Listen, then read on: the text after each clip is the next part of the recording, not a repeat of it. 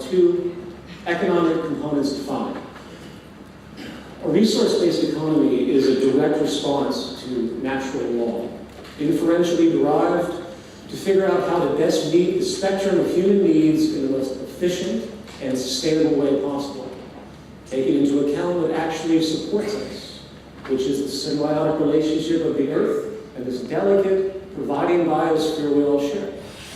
From there, we are able to arrange society with very little need for human opinion, if our collective goal, of course, is to maximize our sustainability, human health, and economic efficiency. This system is self-evident. The goal of a resource-based economy, of course, is to achieve peak ecological sustainability and operational efficiency while meeting the spectrum of essential needs of literally every human being on Earth without exception, adapting itself to new scientific understandings and human and environmental discoveries as they arise, and applying it immediately without any interference whatsoever once the validity, scientific validity of those interests are proven. Now you notice in the prior statement about needs and wants, you notice I said the wants of every human being on Earth. But excuse me, let me start again. Now you notice I didn't say wants of every human on Earth. It's important we understand the distinction between needs and wants. Wants are not based on natural law. Wants are social contrivances based on cultural influences, fueled today by what we could call the infinite growth paradigm, which demands that everyone keep consuming at increasing rates, by the way, in order for the growth economy to remain afloat. The result, in part, is that wants and needs are now conflated. It's a strategy. Some people have excessive purchasing power, can have virtually anything they want, while at the same time the great majority now can not only achieve their temporal, cultural, generated wants, they can't even meet their basic human needs. And if you have a system that conflates those two, suddenly now no one's responsible because it comes to a single entity. So we can accept the fact that a child dies every 4 seconds for no reason because of poverty. On a different level, I often get the question when we bring up this model, what if I want a 50-room mansion in a resource-based economy? Where's my freedom to have that? And I usually ask back, okay, well, what if I want a 1,000,000-room mansion? Or perhaps, what if I want the entire continent of Africa as my backyard? At what point does this selfish, acquisitive, spoiled interest become blatantly irresponsible and socially offensive? Given we want, of course, again, live on a finite planet, and two, in a society in which one way or another, regardless of the social system, resources must be shared. Excessive, ostentatious living, to me, is really an anti-social form of neurosis, groomed by a social system that needs, again, constant demand and rewards arbitrary status for the sake of that demand. It's a psychological scam, in a way. And if you will, frankly, if you think about it deeply, it's actually a form of violence against humanity itself. Now, before I run down, thank you.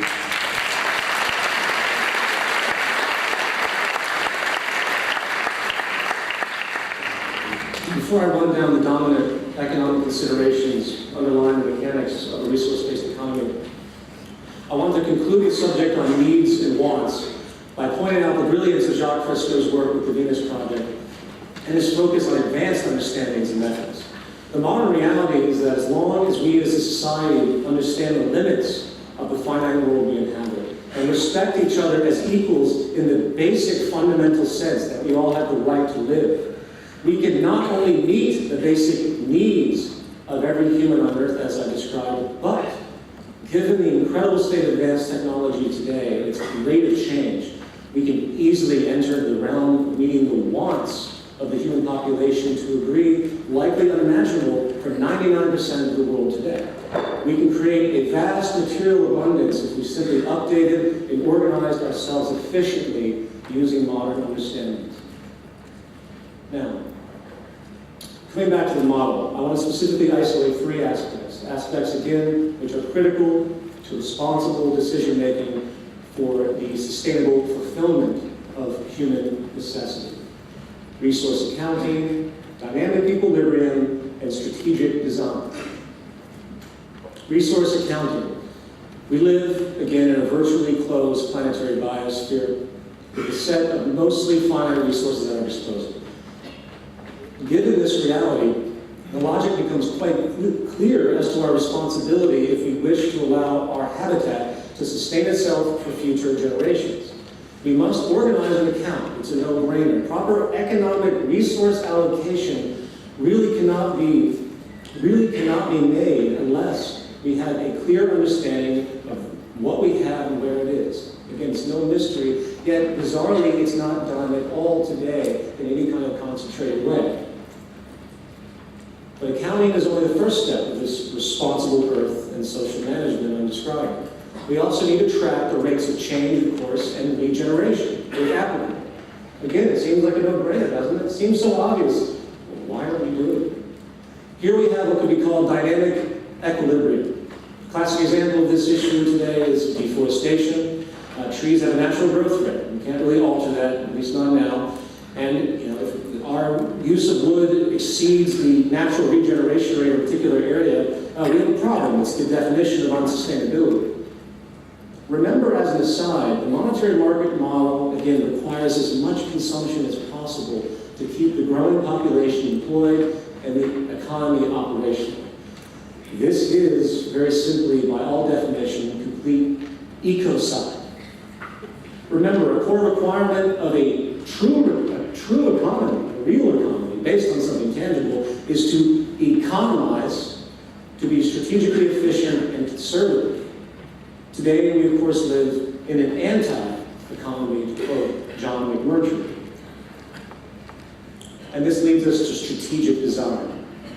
Efficiently meeting the spectrum of human needs on a finite planet in a sustainable way means resource allocation must be optimized strategically and conservatively. Today, this is haphazardly done through arbitrary monetary rationalizations. It is about what can be afforded by the producer or the consumer, not what the most efficient strategic use actually is. Not to mention the issue of longevity of a given good and the method to be used for its eventual breakdown, recycling. None of that is considered in the initial design of anything, for as I mentioned prior, it's all about constant turnover. Remember, an economy is about increasing efficiency at all times. It's about doing what is most scientifically correct, not what some company can afford in order to remain competitive in the market system. We need strategic allocation and design as derived from proven technical parameters that assure maximum efficiency and sustainability. Anything less, again, is just absolute negligence when you really sit down and think about it. It's beyond depressing and enraging when you see what's actually occurring. So, resource accounting, dynamic equilibrium, strategic design. This sets the basic underlay of the resource-based economy model. These core components are the basic orienters, if you will, which take into account the natural law I just described from the standpoint of Earth and human systems, which are the two component attributes in the broadest scheme that essentially give consideration here. There's more, obviously, there's the environment and everything else, but we are here to sustain ourselves. And naturally, of course, symbiotically related, we have to sustain the planet and the entire ecosystem simultaneously, including the bees that pollinate, the health of the oceans, and everything else. So sometimes I've had an argument come against me saying, well, this is too human-centric, which I thought was extremely interesting. Because people have so much sympathy for animals and everything else, as which they should. But you have to understand that it's all worked in. It's all one big system. The extinction spasms we see are detrimental to us, depending obviously on what they are.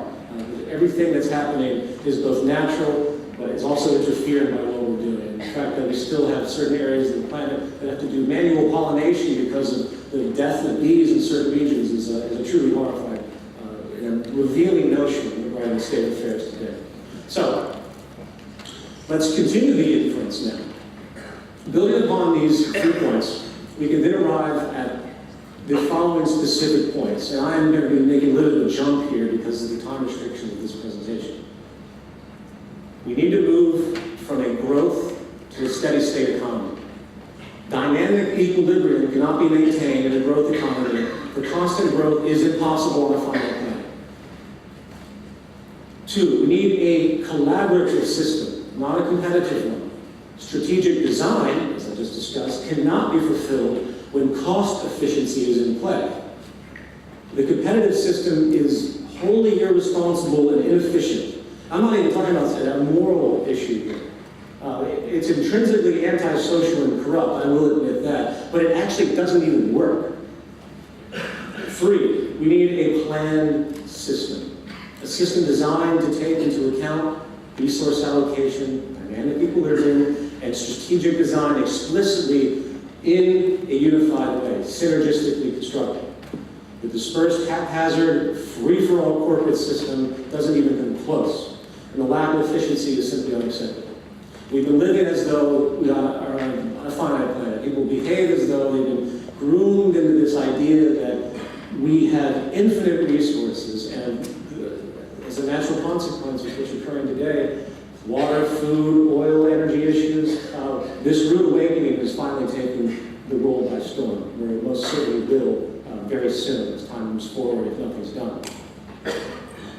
4, automation is put before human labor on all possible levels.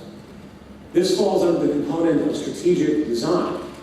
Not only do we need to design consumer goods to be as efficient as possible, the very design of the production methods utilized for those goods needs to be equally as strategically efficient to maximize accuracy, conservation, and output.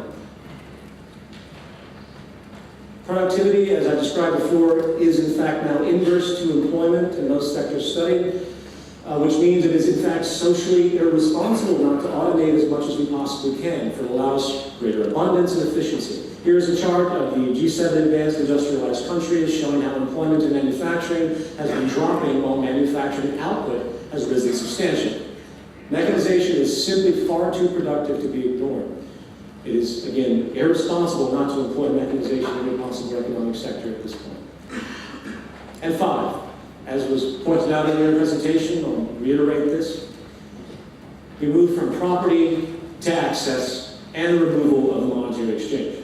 I'm a filmmaker, and I have 2 closets jam-packed full of film equipment and grip equipment that I'll maybe use fully once a year at best. So I have to hoard all of this stuff. I would prefer not to have it at all and rent it. But in this system, I lose money in the long run. It's detrimental. It's inefficient economically due to the repeated costs and no resale possibility or investment. So in order to be economically responsible, which we all are forced to be, I have to store it in my apartment. I would prefer not to have to do that at all. In a resource-based economy, there's no such thing as investment, relative value, or delay. So I could simply acquire my cameras from the access facility, use them, return them like a library. It'd be beautiful. And if you extend this idea to the whole of the goods sector, the realization is that we can actually reduce production and the use of resources because they are being spread around, while counterintuitively, simultaneously enabling more access to the population when they need it. I hope everyone gets that. Strategic access is incredible because it's enabling more people to have more access with less resources consumed. Now, I know it's very difficult to think about, how a property-less society would work from a protectionist standpoint, given the world we live in today. No one's going to steal your car if they know they can't resell it or if they gain access to it themselves. People often forget why so-called criminal behavior occurs. There's reasons, and those reasons can be resolved. The system itself that we want to create here is simply designed to meet those needs. That's what an economy is. That's what it does. Money is no longer needed in a world that has an access abundance. And, of course, a population that actually understands what it means to live on a society where humans have to share the resources and it's a finite planet, to reiterate that point. Is it perfect? No, it's not a utopia, and there are a series of holes that even I can punch into it, but that doesn't mean they're not resolvable.